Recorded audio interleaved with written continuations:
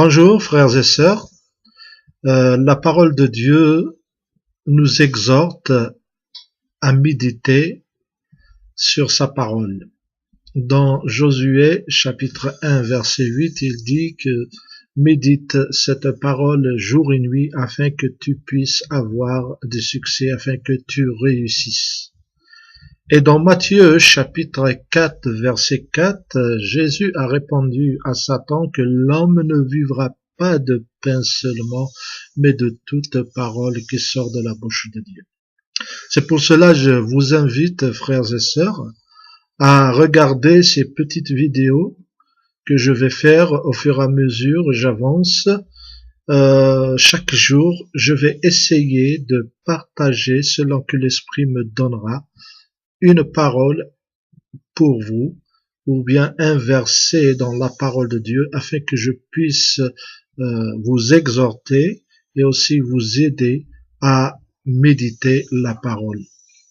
Bien sûr, un verset n'est pas suffisant pour notre vie de tous les jours, mais pour moi, je vais partager avec vous juste des petites vidéos avec un verset selon que l'Esprit me donne, mais je vous exhorte vraiment à méditer la parole jour et nuit comme la parole le dit, et ainsi que vous puissiez réussir dans votre vie et surtout être en communion avec notre Roi, notre Seigneur.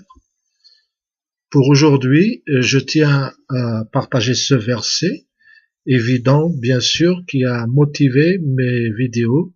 L'homme ne vivra pas de pain seulement, mais de toute parole qui sort de la bouche de Dieu.